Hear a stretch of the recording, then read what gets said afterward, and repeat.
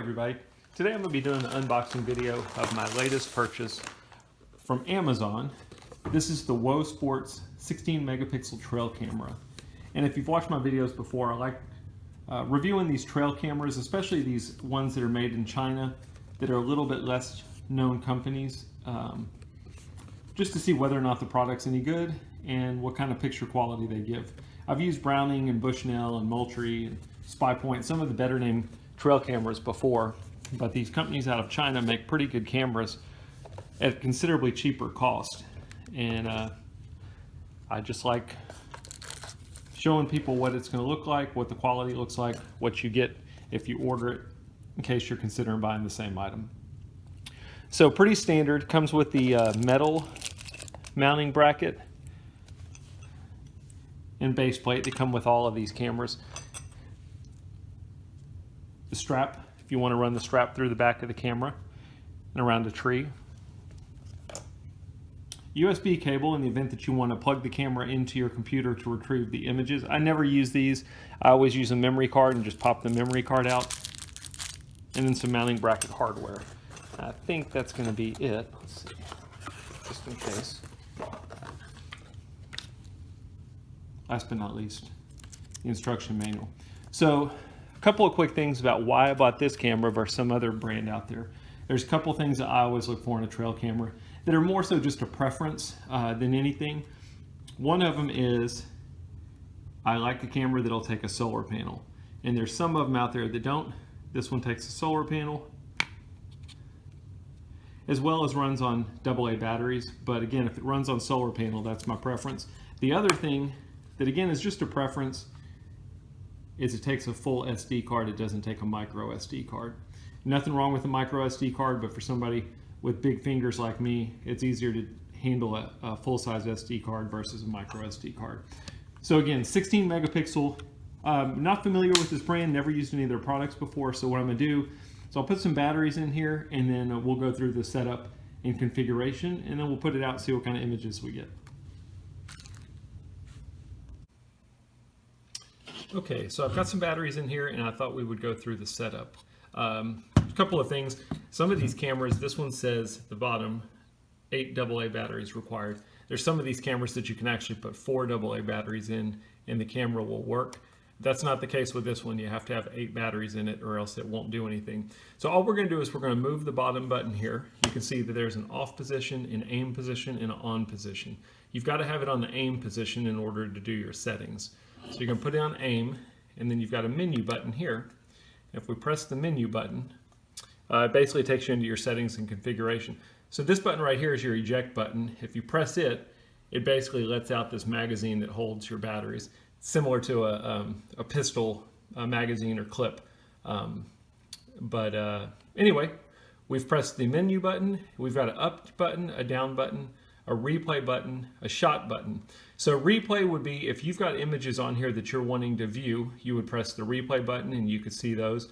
Shot button would be if you've got it set up and you want to take a manual picture, you can press the shot button. In my case, we're going to go through the settings. I'm not going to go through all of them. I don't want to bore you with it, but all you're going to do is use the up and down button to go into whatever setting you want to change it. And if you need to adjust something, for example, I'm going to adjust the date, you just press the OK button and it takes you into the date and you adjust as you need to, press OK again, and it'll take you to the next setting. Or you can use the shot and replay button to move to the left and right. So I'm going to go ahead and set today's date, which is the 29th of June, 2020. And then again, same kind of thing with the time. If I want to adjust the time, I can do it.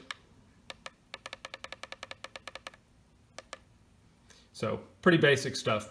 Your intervals, you can do photo, you can do video, or you can do a hybrid, which means it's going to take a photo first and then it's going to take video.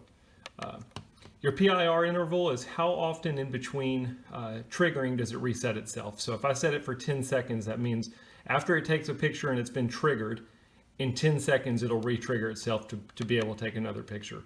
Your photo size, again, this is a 16 megapixel camera, so you can do 5 megapixel, 8, 12, or 16. Capture number would be when it gets triggered, do you want it to take one picture or do you want it to take multiple pictures? I always just use one. Video size, you can do 720p, VGA, or 1080p. And those are your only options. I'm going to do 1080p. How long do you want your video length to be? I'll just show this just in case people are interested in it. But it looks like you can do 5 seconds, 10 seconds, 15, 20, 30, 40, 50, up to a minute. But you can't set specifics, so you can't do something like 22 seconds. You've got to use whatever defaults they have in here. But we'll do 20 seconds. How sensitive do you want your PIR? How bright do you want your LEDs? High, low, or middle? What language do we want? Do we want the timestamp on? Do we want our temperature in Celsius or Fahrenheit? Do we want if we're recording video, do we want it to capture the audio or not? And then time lapse would be, maybe you're not looking to take motion pictures. Maybe you're wanting to put this on a flower or something like that in your flower bed and you want to capture the progression of it. You can set this to where it takes a picture at a certain time every day or every hour. So you can basically put those pictures on a computer and then use software to put them together and make a motion shot. So that's what time lapse would be. So timer setting is kind of a cool feature. Timer setting would be, if you don't want this camera to operate 24/7, you just want it to operate during certain times a day, you can put it on a timer. So I'll just go into there and show you. So you can start the camera. Let's say we just wanted to capture night pictures. We could start the camera at 8 o'clock at night and we could run it till 8 o'clock in the morning. And then during the day, it wouldn't operate at all. So that's what that does for you. Oops. Camera name, if you wanted to give it a name, if you've got multiple cameras out there and you want to be able to identify which one it is. And then if you want to reset the camera back to factory default, you can do it there. You can format your SD card here.